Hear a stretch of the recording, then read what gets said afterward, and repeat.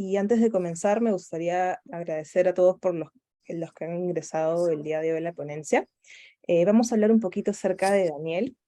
Él es biólogo de profesión egresado de la Universidad Peruana Cayetano Heredia, realizó su PhD en la Universidad de Yale y actualmente es investigador científico postdoctoral en el Memorial Sloan Kettering Cancer Center en Nueva York. Desde que se encontraba en pregrado, descubrió su interés por la inmunología en los laboratorios de su facultad. Daniel estudia el manejo del microbioma intestinal para el pronóstico de enfermedades autoinmunes, trabajo que realiza actualmente le hizo ganar en junio del 2022 el premio el Dr. Eddie Méndez en Estados Unidos. Entonces, con esta ponencia también Daniel nos va a contar un poco acerca de su trayectoria y de lo que ha estado trabajando. Perfecto, muchas gracias por la invitación. Sí, hoy día más que todo la charla trata acerca de la carrera que he seguido, ¿no? Pues carrera asumo que es desde el inicio del bachiller hasta cuál sea el punto final, si es que hay uno, a lo largo de tu carrera. Entonces, salimos desde cómo empezó todo esto, mi carrera en ciencias biomédicas. Y voy a tratar de ir un poco rápido, al final me pueden hacer cualquier pregunta que ustedes quieran. Empecemos. Ok, PhD. Yo hice el PhD, como les mencionó, en la Universidad de Yale el 2014 y lo terminé el 2018. Pero, ¿cómo llegué a hacer esto? Pues yo empecé el 2007 en San Marcos, en la carrera de Ciencias Biológicas. Por temas de la vida, terminé cambiándome a la Universidad Peruana Cayetano Heredia, en la cual hice doble carrera por gran parte de mi estancia ahí. Eventualmente terminé mi bachiller solamente en farmacia y bioquímica. Pero sobre todo lo que más quiero recalcar acá es mi estancia en el laboratorio de inmunología con el doctor José Luis Aguilar. Fue netamente mi enfoque fue investigación a lo largo del pregrado. No me enfocaba demasiado en las clases, obviamente las llevaba y todo eso, pero me interesaba mucho lo que es el tema de la inmunología y saber qué cosa era lo que pasaba en los pacientes con distintos tipos de enfermedades, de cáncer hasta autoinmunidad, en saber qué proceso estaba desbalanceado y cómo poder recuperarlo. Y es por eso que uní el laboratorio de inmunología por allá en el 2010. Eh, También antes de terminar mi carrera, mi bachiller, perdón, el 2012 tuve la oportunidad de hacer una pasantía en Vanderbilt por 3 meses, si mal no me equivoco. También en autoinmunidad y los efectos que tienen las células ANKT en procesos inmunes o autoinmunes. Bien, con la ayuda del doctor Aguilar en la Cayetano y otros profesores de la Universidad de Vanderbilt, pude iniciar mi PhD, pude empezar mi PhD en la Universidad de Yale, que fue una de las dos universidades que postulé al momento de buscar mi camino en ciencias, y empecé. Y tuve una serie de rotaciones como las que hay al momento de hacer un PhD en Estados Unidos. Eh, y yo me acuerdo que empecé todo este tema del PhD con la idea de que voy a hacer cáncer, voy a hacer inmunoterapia en cáncer. Justamente de eso trataba el financiamiento que obtuve para hacer mi tesis de bachiller, hacer inmunoterapia en cáncer usando células dendríticas cargadas con antígenos de melanoma o algo así. Sin embargo, la primera rotación que tuve en la universidad donde hice mi PhD fue con el profesor Martin Kriegel. Trataba específicamente en microbiota intestinal y sus efectos en autoinmunidad. Y me gustó tanto el tema que en ninguna de mis siguientes rotaciones en laboratorios trató de cáncer en lo absoluto y me olvidé de ese tema. Sin embargo, obviamente tuve que terminar mis rotaciones. Trabajé con la profesora Stephanie Eisenberg con nanopartículas, me acuerdo, y el rol que tienen las células genéticas en el pulmón para generar respuestas inmunes. Y también trabajé con la profesora Carla Rothling sobre el tema de polarización de macrófagos de tipo 1, tipo 2, cómo se vuelve proinflamatorio, antiinflamatorio, etc. Pero en sí, las rotaciones me permitieron más que todo tener un poco de conocimiento acerca de estas células, pero más que nada saber técnicas que me podrían ayudar al momento de hacer mi tesis de PhD, ya que al momento de terminar mi primera rotación yo había decidido ya que me iba a unir a un laboratorio que trabajaba en microbiota intestinal. Y eso fue lo que hice. Elegí a ese laboratorio con el profesor Martin Kriegel y un grupo bastante bueno y amigable de postdocs, de PhD, de fellows, etc. Y con ellos empecé a elegir mi comité. y ellos se encargan básicamente de poder guiarme a lo largo de mi carrera, que fue dirigido por el profesor Martin Griel, quien era mi asesor al momento de hacer mi PhD, que es experto en lupus, es reumatólogo, profesor Vishwa Dixit, que también es experto en metabolismo, de células T sobre todo, y el profesor Andy Goodman, que es experto en microbiota, y Joe Kraft, que hace el lupus. Y junto con ellos pude armar mi proyecto de investigación que trataba acerca del rol que tiene la dieta emular distintas poblaciones bacterianas en el proceso de lupus eritematoso sistémico. Y fue en eso que empecé a hacer mi investigación, empecé a meter distintos detalles acerca de cuál es el rol de la dieta, qué tipo de bacterias, commensals versus pathobions, etcétera, etcétera. Y una de las cosas que tuve que pasar antes de poder meterme de lleno en lo que es la investigación es pasarme el examen de candidatura, que es un examen que pasas en cualquier universidad de Estados Unidos donde estés haciendo tu PhD, en el cual básicamente tienes que leer harta literatura de distintos temas según la expertise de cada uno de tus miembros de tu comité, y tienes que pasar un examen oral de 1 a 2 horas en el cual te preguntan en detalle acerca de la literatura existente y de tus opiniones o propuestas al respecto.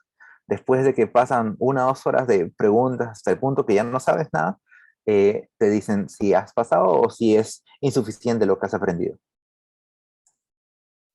Y esto es básicamente la forma que llenan ellos. Si has pasado, si has fallado, si tienes un pass condicional o si tienes que volver a dar el examen. Y una serie de notas. Afortunadamente pasé el examen y tuve la oportunidad de seguir haciendo mi tesis doctoral en ese tema, en el rol de la dieta, en poblaciones bacterianas y su rol en el desarrollo de lupus eritematosos sistémicos en ratones principalmente. Aunque al final tuvimos unas serie de muestras de pacientes con lupus, lo cual ayudó bastante. Pero una de las cosas que quiero recalcar acá al momento del desarrollo de toda mi tesis fue que la organización es totalmente necesaria, ya que la cantidad de experimentos que se hacen durante un PhD, la cantidad de colaboraciones que se hace, de papers que presentas, de tus avances de investigación, etcétera, son abundantes, así que tienes que encontrar un sistema en el cual tú puedas optimizar todo este almacén de información. Y eso es algo que afortunadamente aprendí el primer año seguido a mi candidatura. Y más que eso, lo bueno de hacer un PhD es que te permite ganar una serie de técnicas. En mi caso, yo aprendí distintas técnicas relacionadas al uso o al estudio de la microbiota intestinal, desde trabajar con ratones totalmente libres de bacterias hasta usar antibióticos. Simplemente es usar ratones que tienen una flora estándar. Y acá les estoy mostrando cómo se trabajan con ratones estándar, SPF o Specific Pathogen Free, que son ratones comunes y corrientes en el área de investigación. Sin embargo, también tuve la oportunidad de trabajar con ratones germ-free que viven en estas burbujas, como pueden ver acá. Es un proceso bastante tedioso y muy proclive a contaminación, por lo cual se requiere mucho cuidado, mucho entrenamiento para poder ganar esta experiencia de poder trabajar con ratones sin bacterias. Asimismo, hay una alternativa para estos ratones germ-free que no solamente pueden vivir en burbujas, sino también que pueden vivir en este tipo de jaulas, que me parece que se llaman ISO cages, y son mini germ-free mice. Pueden vivir 5 ratones acá, y lo que se hace para que realmente sean libres de bacterias es transferirlos a estas jaulas, y cuando se tenga que abrir para hacer colonización o cualquier experimento, se sumerge en las jaulas durante 20 minutos en Clydox, que es una versión de lejía súper concentrada, y luego se saca y se abre en una cabina de flujo. Y esto te permite que los ratones sean germ-free. También nosotros trabajamos con distintas bacterias, la mayoría eran anaeróbicas, estrictas, quiere decir que en presencia de oxígeno simplemente morían, por lo cual nosotros necesitamos de un ambiente que esté totalmente libre de oxígeno, y teníamos estas cámaras libres de oxígeno, anaeróbicas, que nos permitían crecer esas bacterias y trabajar con ellas. Y por supuesto, si ustedes deciden hacer un entrenamiento en inmunología, el citómetro de flujo es su herramienta número 1, lo que van a estar haciendo prácticamente por lo menos una vez a la semana el resto de sus carreras. Y es algo que aprendí mucho y que me gusta bastante usar, ya que nos permite caracterizar la expresión de distintas proteínas, de distintas células de cualquier tejido que ustedes se puedan imaginar, tanto humano como de ratón. Y bien, a medida que fuimos trabajando el proyecto, y un poco más adelante les voy a hablar de esto, al momento que están haciendo ustedes un PhD, sobre todo en Estados Unidos, medio año antes por lo menos, yo me enfoqué en buscar un trabajo. En mi caso yo quería hacer un postdoc porque siempre me quise quedar en el ámbito de academia. Al principio de mi PhD pensé inclinarme un poco al lado de industria o consulting, pero poco a poco me fui dando cuenta que me gustaba bastante el ámbito académico. Así que me puse a buscar un postdoctorado medio año antes de terminar. Me preocupé bastante lo que es el tema de visas, porque es importante acá, y dejar todo en orden en el laboratorio. Las muestras bien etiquetadas, la organización muy bien establecida, y dejar a alguien entrenado si es que el laboratorio sigue continuando tus proyectos de investigación. Unas particularidades de la ciencia acá en Estados Unidos es que el financiamiento en prácticamente todas las universidades de nombre que están por lo menos en el top 50 universidades de Estados Unidos, es que el financiamiento es garantizado. Uno no tiene que preocuparse en trabajar extra para poder investigar, ¿no? Ustedes cuando son aceptados a un programa de PhD acá en Estados Unidos, pues tienen la beca de estudios que les cubren cualquier clase que vayan a tener durante su PhD, y además un estipendio por investigar, que es suficiente en la mayoría de los casos para poder vivir tranquilamente. Otra cosa que me parece que es bastante útil es el tiempo para obtener reactivos. Me acuerdo cuando investigaba en Perú en el 2010, sufríamos porque teníamos que esperar medio año para simplemente recibir FBS o suero bovino fetal para poder crecer células. En cambio acá el FBS, digamos que hay una mini tienda en la misma universidad y puedes simplemente ir a recoger y seguir tus experimentos. No tienes que hacer tantas pausas y ni tienes que considerar ese límite en el momento de planear tus experimentos. Otro, que la cantidad de modelos animales es extraordinaria, particularmente en el laboratorio en el que estoy ahora, la cantidad de animales transgénicos, animales condicionales, etcétera, están al alcance. Otra cosa que me gusta bastante de este ambiente es el network, porque tú caminas un par de laboratorios en el pasillo y encuentras profesores que son expertos en cualquier área que puedas imaginar. Así que me gusta bastante eso, y porque ellos te brindan una perspectiva distinta al momento que tú vas a decir qué cosa investigar. Y obviamente es importante tener un advisor o un jefe de laboratorio que esté bien conectado, ya que ellos son los que más adelante te van a conectar con distintas personas en academia, en industria o en cualquier otro punto para poder conseguir una buena oportunidad de trabajo. Ya que últimamente la minoría, sinceramente, es quien se está quedando en la academia, y la mayoría está buscando otros trabajos, como trabajos en industria, en consulting, startups, banking, etc. Es bastante loable en realidad. Eh, y lo que me gusta también de academia, particularmente acá, es la oportunidad para exponer tu ciencia a otros, no solamente a tu departamento, por ejemplo, en el departamento de tecnología, sino también a departamentos mucho más allá de tu alcance. Y eso te da un punto de vista totalmente distinto al momento que haces tus experimentos.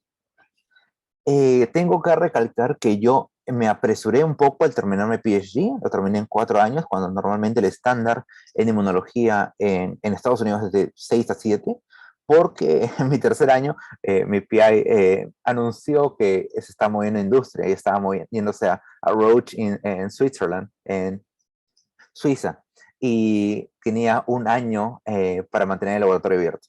Así que ese año, en mi cuarto año, junto a otro estudiante de PhD, literalmente nos pulimos para poder terminar nuestras historias en investigación. Fue un gran problema, pero al mismo tiempo fue una gran oportunidad, porque tú puedes discutir de eso en tus ensayos de investigación o en tus cartas de recomendación a futuro. Sí, esto lo podemos tocar en preguntas si es que hay al final. Y con eso yo terminé mi PhD en la Universidad de Yale en 2018, en el laboratorio del profesor Martin Kriegel, con una serie de colaboradores que ayudaron bastante en el desarrollo del proyecto. Principalmente Asma, que ayudó bastante con el lado de bacterias, y Alonso, que ayudó con toda la parte de germ-free mice. Después del PhD, porque esto fue como tuvimos que apurarnos para poder terminar las historias, obviamente no salieron publicadas ahí mismo.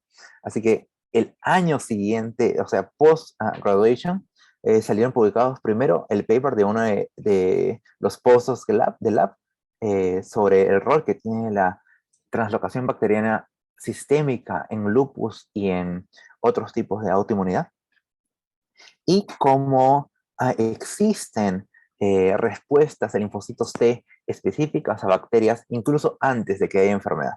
Así que esos fueron dos papers bastante importantes de laboratorio.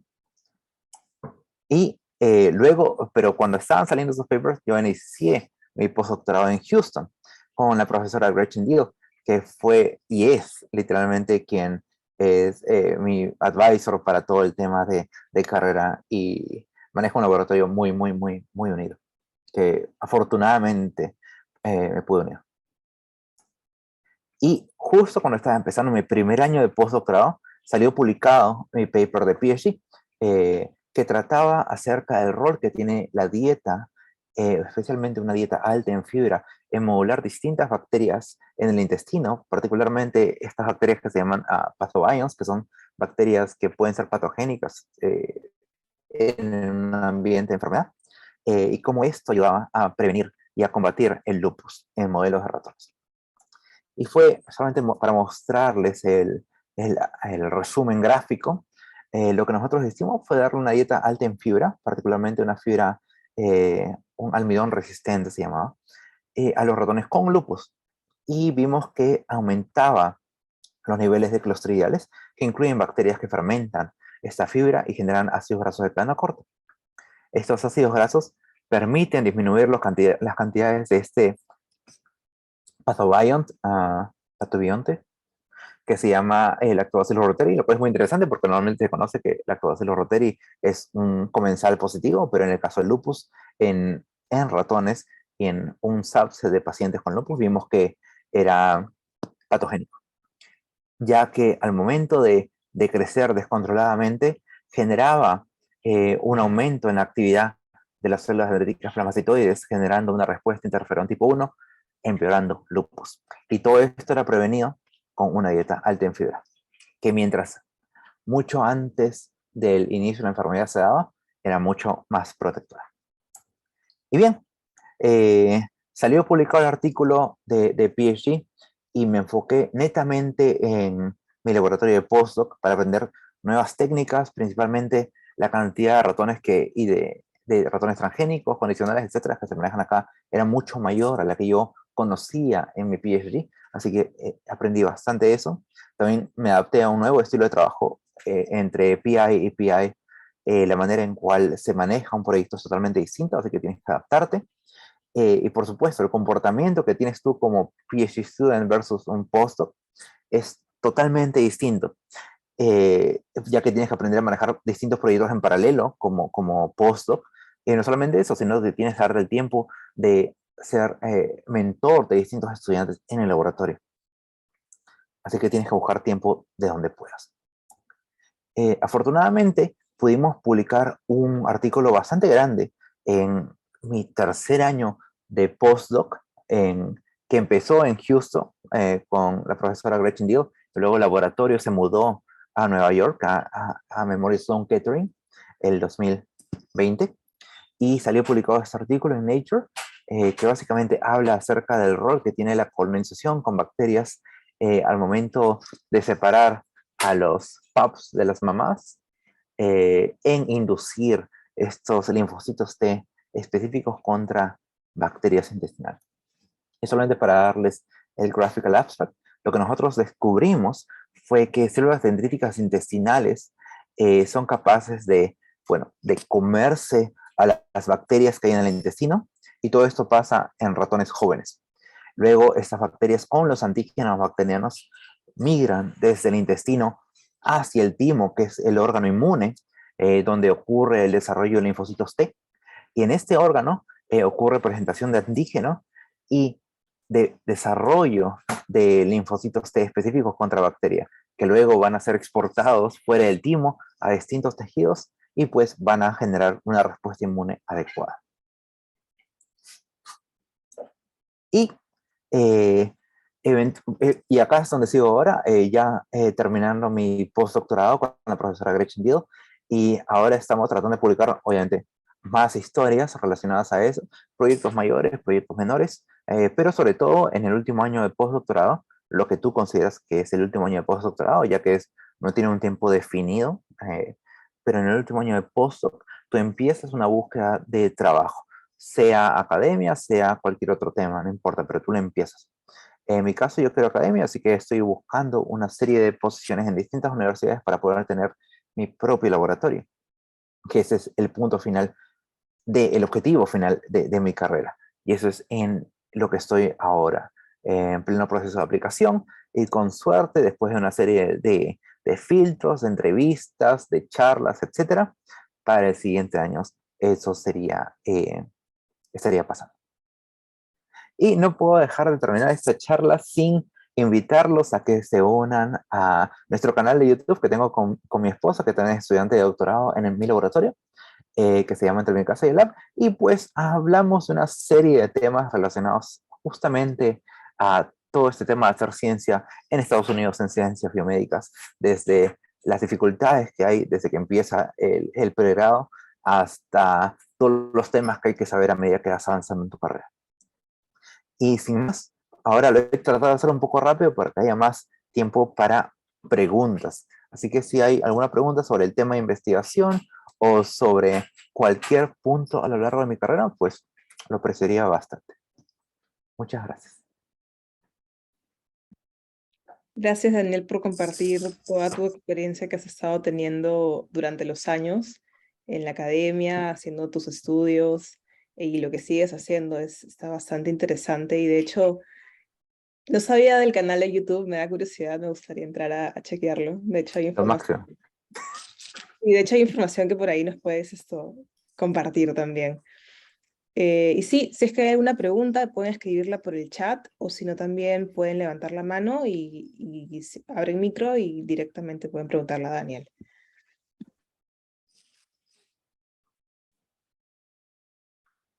Mientras se van animando, si no, puedo ir haciéndote un par de preguntas que sí me da curiosidad. Ah, Yeli, dale. Tú misma eres. Hola Ana, hola Daniel, qué buena charla y felicitaciones por todo lo que has logrado hasta ahora. Es increíble. Yo fui tu asesorada en 2015, creo. Claro que sí me Y- acuerdo, de Serendipity, por supuesto. Increíble. Solo tengo bueno, un par. Em, ¿Cómo generan los ratones con lupus? Ah, bueno, tenemos dos modelos distintos. Uno que es espontáneo, digamos que son ratones transgénicos, que son los ratones TLR7.1 TG. Estos ratones tienen una sobreexpresión del receptor TLR7 y esta sobreexpresión permite que alrededor de las 11-12 semanas de vida empiecen a desarrollar una serie de parámetros como autoanticuerpos, mayor permeabilidad intestinal, mayor hepatoesplenomegalia, nefritis, enfermedades cardiovasculares, una serie de problemas. Ese es uno de los espontáneos, el modelo genético. Y el otro que se estableció en realidad en un laboratorio en Japón del grupo de Sano, se llama el PI, es que simplemente a cualquier tipo de ratón, ellos lo probaron en wild type de distintas cepas, agregando o administrando de manera tópica en la oreja 3 veces por semana 1.25 miligramos de imiquimod, que es un agonista del receptor TLR7, es suficiente Mm, para luego de 8 semanas de tratamiento ver los mismos resultados. Y lo que nosotros hicimos fue probar ese modelo en ratones normales comparados con ratones germ-free. Y vimos que los ratones germ-free prácticamente no desarrollaban enfermedad, lo cual pues da a conocer que las bacterias son totalmente importantes en este proceso. ujú. Estos ratones tenían mucha permeabilidad intestinal y lactobacillus estaba... eh, Dos modelos, el espontáneo y el inducible. El ujú. espontáneo tenía incrementos en la permeabilidad intestinal y en lactobacillus, incluso antes de que haya enfermedad, lo cual es súper interesante porque da una Oh, idea de que primero quizás son los daños intestinales y luego empieza la enfermedad sistémica. Pero los ratones inducibles son wild types, así que no tendrían por qué tener ningún daño y empezaban a tener este crecimiento en lactobacillus y este aumento en la permeabilidad intestinal luego de que había enfermedad. Ujú, Ujú, ujú. interesante. Sí, Muchas sí. gracias, Daniel. Sí. Alejandra creo que está subiendo su mano. Sí, gracias, y Alejandra, sí. Hola, buenas tardes. Primero quería agradecer al doctor Daniel por compartir su experiencia con todos nosotros. Y tenía una pregunta más bien de su trayectoria, que ya habiendo visto cómo es la academia e incluso habiendo contado sus experiencias con visa, con financiamiento, con trabajo, en sí, ¿qué se podría hacer para poder ampliar el espacio de academia, de doctorado, postdoctorado, hacia más personas que quizás no tienen facilidades de visa o quizás no saben muy bien cómo funciona el financiamiento? Eh, en mi caso, el financiamiento me lo dio la universidad al aceptarme. O sea, yo no tuve que preocuparme nunca en buscar un financiamiento externo. Y ese es el estándar usualmente en Estados Unidos. La mayoría de universidades, si te aceptan a un PhD, ya viene con todo el paquete incluido. Así que no tienes que preocuparte de nada. Eh, y es por eso que también es un poco mucho más selectivo el proceso, ¿no? Tienes que competir mucho más contra distintas personas, tanto de Perú como de Sudamérica, como del resto del mundo, para poder entrar al programa. Solamente para dar un ejemplo, estoy ahora en MSK, son solamente no más de 15 personas al año que admiten para el programa, que es un programa tipo Umbrella. Y de esos 15 digamos que serán 2, 3 internacionales. Así que es muy selectivo el proceso. Tú tienes que estar preparado mucho antes. Y ya cuando eres admitido al momento de hacer un PhD, ya no tienes que preocuparte de prácticamente nada. Lo que tienes que preocuparte es tener una aplicación lo suficientemente competitiva para poder ser aceptado a ese paso. ¿Y qué cosa es una aplicación bastante competitiva?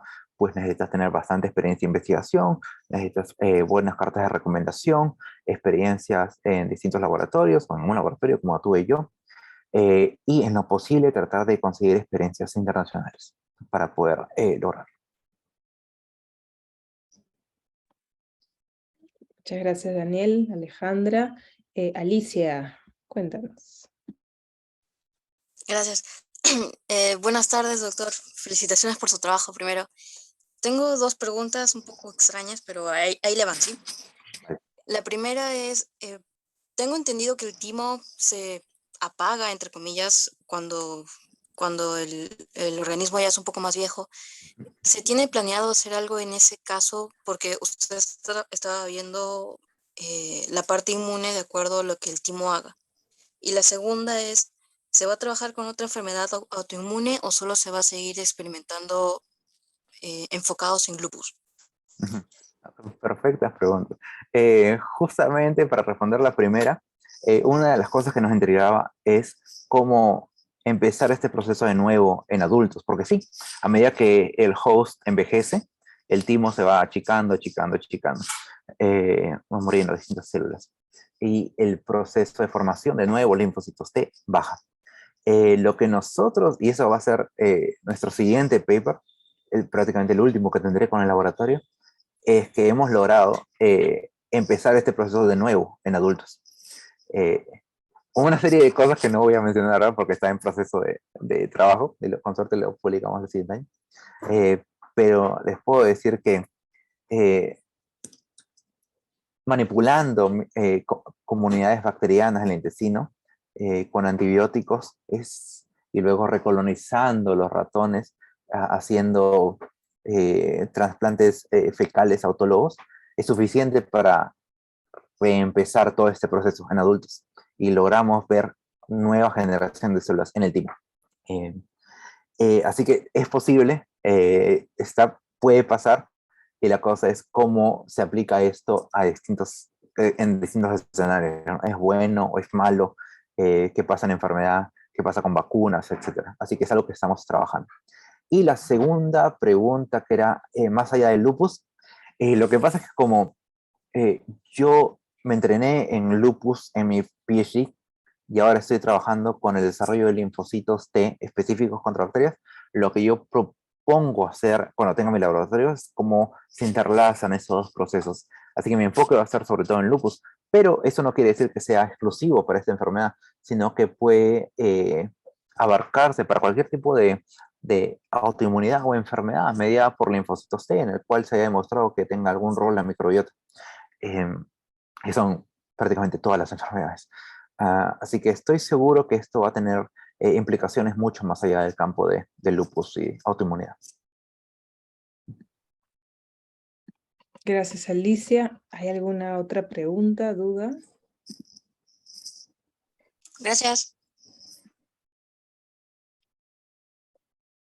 A mí me da un poco de curiosidad saber cómo llegaste al tema. Es decir, durante o cuando comenzaste tus primeras investigaciones de frente, ¿tocaste o viste los temas de inmunología relacionadas con enfermedades autoinmunes o cómo fue ese proceso? A ver, cuando estaba haciendo pregrado en Cayetano, yo me uní al laboratorio del doctor Aguilar y obviamente no tenía ningún voto, ¿no? Al momento de qué cosa íbamos a investigar, porque no sabía ni agarrar un ratón. Así que solamente trataba de aprender. Lo que se hacía ahí eran ensayos clínicos con productos naturales en cáncer y en enfermedades reumatoideas, sea lupus, sea artritis reumatoidea, etc. Y me interesaron los tres temas, sinceramente. Me interesó incluso un poco más el tema de cáncer. Y por eso que cuando empecé mi PhD quería hacer cáncer.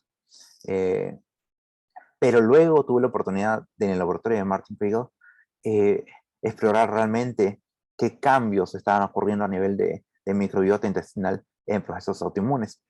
Y me gustó tanto el tema, me pareció tan interesante, sobre todo porque en ese entonces era súper novedoso, estamos hablando del 2014, había muy pocas investigaciones al respecto. Y me llamó.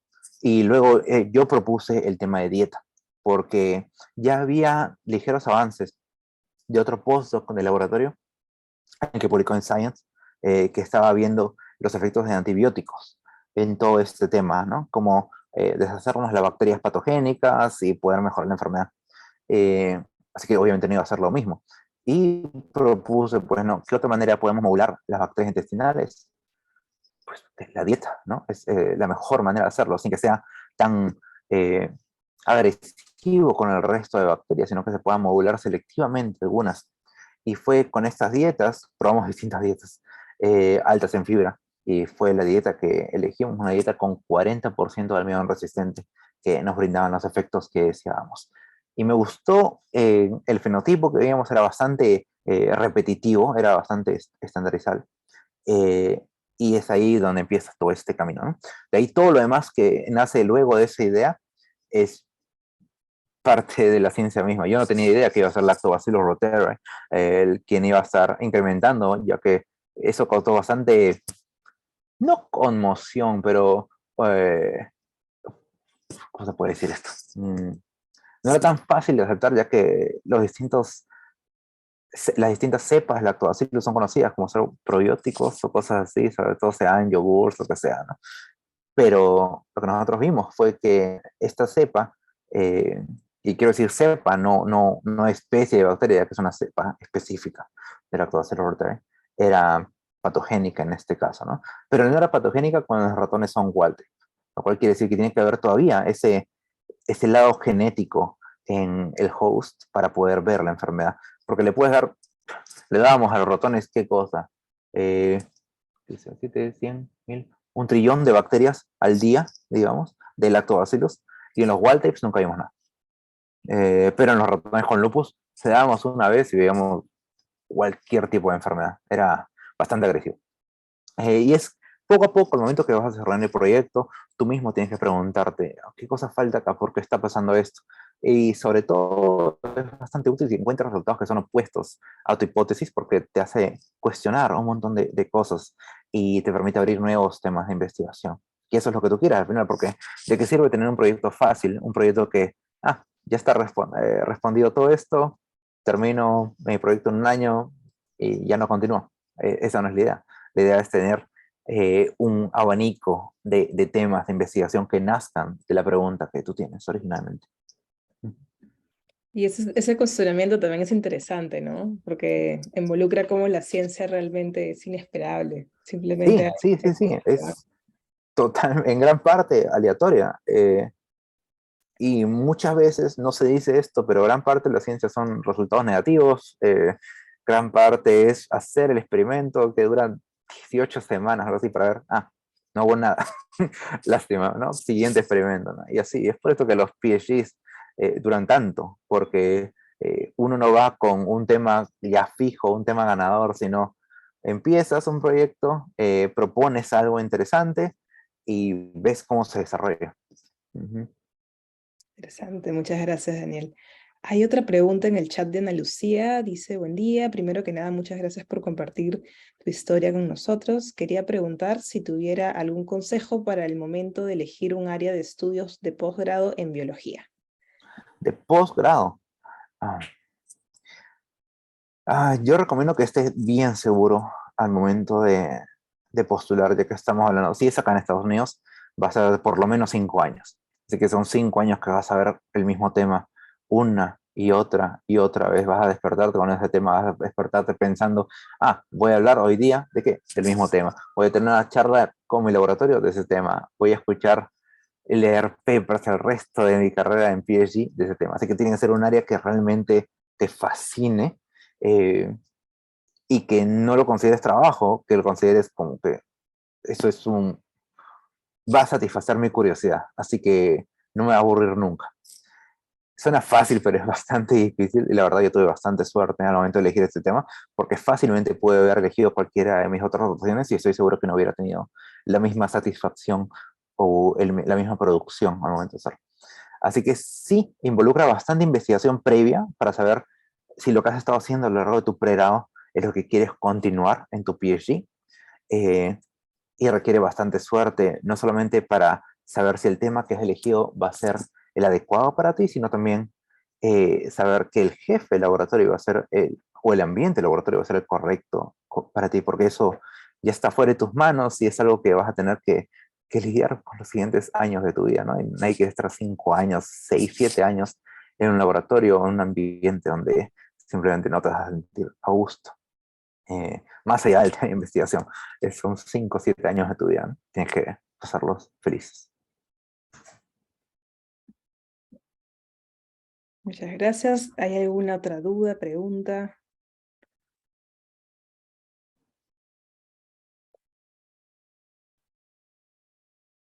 ¿Paul? Gracias, Ana. Daniel, muchísimas gracias por tu ponencia. La verdad que fantástica y felicitaciones por lo que has logrado, ¿no? Una cosa impresionante. Y, y nada, sabes que eres siempre bienvenido cuando regreses al Perú a darnos una charla un poco más científica Pues sí. o discutir algunas ideas. Por favor, es tu casa y las puertas siempre están abiertas. Muchas ¿Ya? gracias, sí. He tratado de dejarlo ligero por el lado de la ciencia porque no sabía qué tanto les iba a interesar, pero definitivamente se puede hablar mucho, mucho más del No, tema. me imagino y como mencionaste, pues no, a veces un experimento de 18 semanas no funciona, pero yo me preocupaba más cuando funcionaban, porque cuando funcionaban tenías otros 5 experimentos de 18 semanas que tenías que planear para, para averiguar las nuevas preguntas que habían salido a raíz de un resultado positivo, ¿no? Ujú. Y la ciencia buena es así, ¿no? Tienes un resultado positivo que te abre más preguntas y vas avanzando por ese lado, ¿no? Sí, Yo, no, el yo tema tengo, de replicar es distinto porque sale 18 semanas, sale un buen resultado, pero luego tienes que hacerlo un par de veces más a ver si es que sale igual también. exacto, ¿no? Por ahí también es la suerte, a veces los astros se alinean y salen cosas buenas. No, sí, pasa Pero, cualquier cosa, porque un ejemplo, cuando nosotros nos mudamos de Houston acá a Nueva York, eh, teníamos en Houston un montón de experimentos con distintas cepas de E. coli, que modulaban las respuestas inmunes en el intestino, algunas prevenían cáncer, otras empeoraban cáncer. Y llegamos a Nueva York, a MSK, vimos el fenotipo bastantes veces replicado perfecto, y luego de un día para otro todo dejó de funcionar. Ninguna bacteria generaba cáncer, ninguna bacteria protegía cáncer. ¿Y el por qué? Porque no nos habían dicho que habían cambiado la dieta de todos nuestros ratones sin decirnos nada. Y ouch. analizamos y vimos que la dieta que le están dando ahora tenía una serie, sobre todo de distintos azúcares, y no permitía la colonización de nuestras bacterias. Así que era como si pero trabajamos con ratones Walter todo el tiempo. Y es ahí empezar a probar nuevamente cuál es la concentración adecuada de bacteria. Tenemos que hacerlo una vez, la colonización varias veces, qué ratones estamos trabajando. Así que es una serie de temas que muchas veces están fuera de nuestras manos para poder lograr el resultado que queremos. Me imagino, si pasa con sistemas un poco más simples, o sea, simples en el sentido de que duran menos tiempo, ¿no? Ujú. Pero recuerdo una vez que cambiaron el sistema purificador de agua, compraron uno nuevo, y una serie de experimentos dejaron de funcionar, experimentos simples, tipo una Ujú. simple PCR, ¿no? Y fue todo un caos en el laboratorio donde estábamos. Sí. Entonces, sí, me imagino. Yo tenía algunas preguntas así en distintos realms, en distintas áreas. La primera es porque estaba revisando cuadros financieros. Entonces, la primera pregunta que me vino en mente cuando estabas presentando era, ¿cuánto costó tu tesis de doctorado? No cuánto te costó a ti. ¿Cuánto costó una tesis de ¿Cuánto doctorado? costó tu tesis de doctorado? O digamos, pongámoslo más simple, ¿cuánto cuesta un ratoncito de estos libre de... Esa es una buena pregunta. Sí, solamente para dar contexto, porque la verdad es que trabajar con ratones germ-free, libres de bacterias, es carísimo, es carísimo. No tengo idea cómo lo financian. Pero solamente, lo buscáis justo hace un par de días porque lo que pasa es que ahora estamos trabajando con ratones adultos, así que lo necesitamos que sean exactamente a 12 semanas. Y es mucho más razonable pedir ratones adultos que simplemente reproducirlos nosotros y esperar las 12 semanas. Eh, y solamente, ¿dónde está? No me acuerdo. No me acuerdo, tengo el precio en algún lado, pero era un precio bastante... Yo hacía ojo de buen cubero, le calculo de $500 para arriba. Sí, creo que, lo puedo buscar, pero pedimos 20 ratones y salió algo de $5.000 Sí. por 20 ratones wild type. Porque si queremos ratones transgénicos, y es por eso que todo el breeding, todo el desarrollo de ratones lo hacemos en el laboratorio, porque es mucho más a cuenta y podemos trabajar mucho más Por y podemos controlar supuesto. la microbiota. Pero si quisiéramos comprar ratones de distintos tipos, un par de ratones transgénicos de los que trabajamos, solamente 2 ratones, están como que $3.000 por 2 ratones. Y luego eso cuesta trasladarlos para acá y corres el riesgo. ¿Qué microbiota tienen? Porque tú trabajas con la microbiota de tu facilidad. Ellos vienen en una microbiota de distinta facilidad, así que tienes que normalizarlos, tienes que asegurarte que no tengan patógenos, porque cada instituto considera distintas cosas como patógenos. Para nosotros, una bacteria que se llama Segmented Filamentous Bacteria, o SFB, es totalmente, tratamos de bloquearla, porque nosotros colonizamos con esta bacteria, así que creemos que los ratones nunca hayan sido expuestos. No tengan. Pero en cambio, para la gran mayoría de institutos en Estados Unidos, es una bacteria normal, común y corriente, así que va a estar ahí. Así que tenemos que cuidar mucho que los ratones sean SFB free. Así que apenas llegan, tenemos que testearlos varias veces, tratarlos con antibióticos, etcétera, etcétera. Así que el costo de hacer ciencia es bastante alto. Y es por eso que también que los financiamientos son bastante altos, pero parecen altos, pero igual se tienen que renovar muy seguido. Y sí. Sí, la relación riesgo-beneficio es muy elevada y, y esfuerzo también, porque son tipos de investigaciones que son muy costosas, muy riesgosas, no son fáciles de hacer y lleva su tiempo, pues, ¿no? Por eso los financiamientos son más grandes también. Y se asume ese riesgo de que se sabe que podrían no funcionar las cosas, ¿no? Y con respecto, yo tenía ahí una duda, porque te digo la verdad, yo de inmunología no recuerdo mucho, pero siempre hemos estado bastante interesados en la parte de microbiota, ¿no? En la parte de alimentos, de microbiota, y sobre todo fermentados, etcétera, ¿no?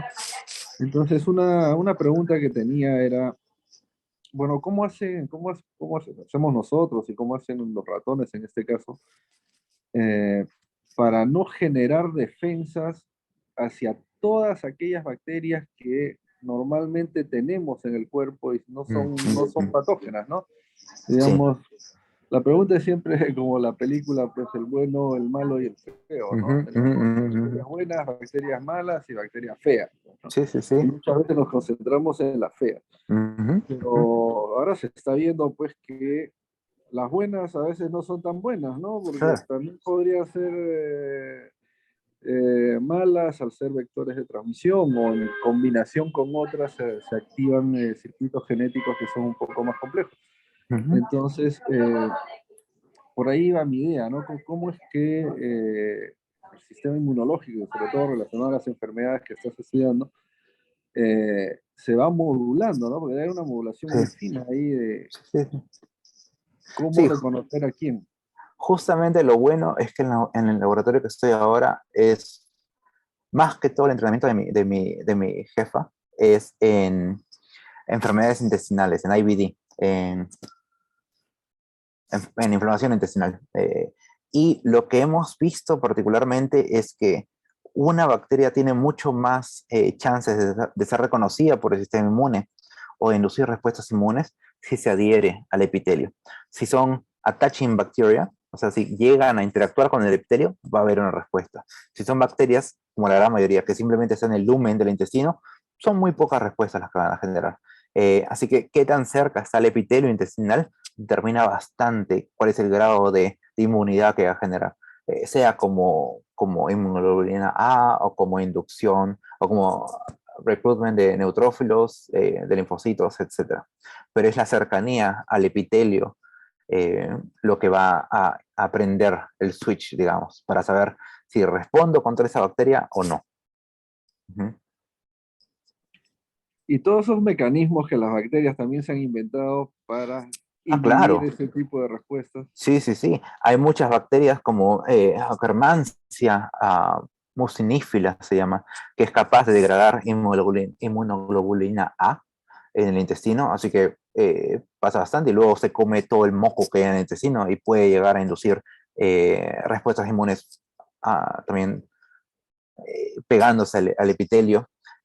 Hay muchos casos de ese tipo de bacterias que simplemente degradan a las mucinas del moco para poder dar acceso, porque al final la bacteria lo que quiere es invadir, es el fin, sea buena, sea mala, entonces que las que son buenas no saben invadir todavía, no han adquirido ese conocimiento, pero las que ya lo han hecho lo tratan de hacer bastante y es ahí que viene el rol de todo lo que es la mucosa intestinal y la inmunidad de mucosos.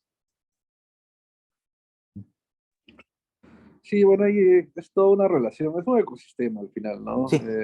Muy complejo y muy dinámico, que va cambiando con la edad, va cambiando con la respuesta del ser humano.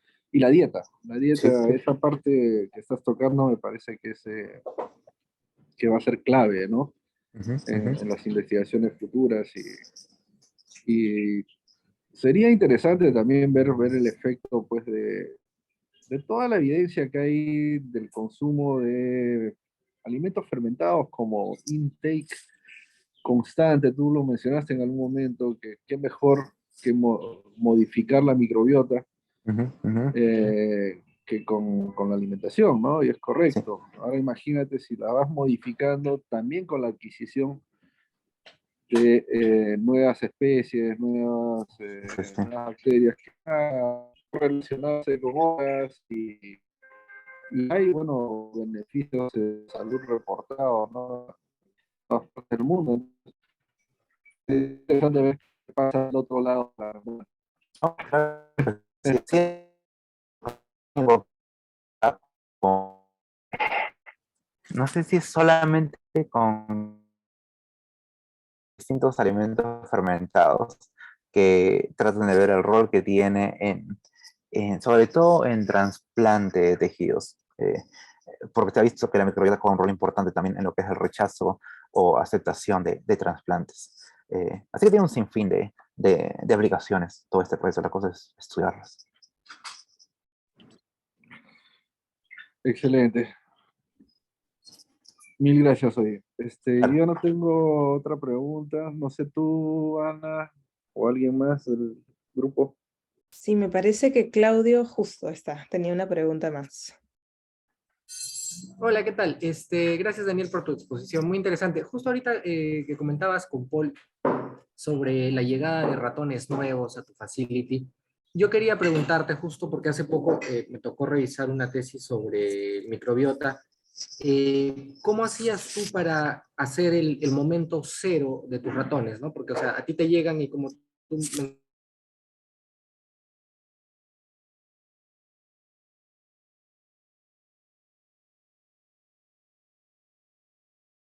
y dentro de esa caracterización, digamos, en tus experimentos, ya trabajando con tu que hay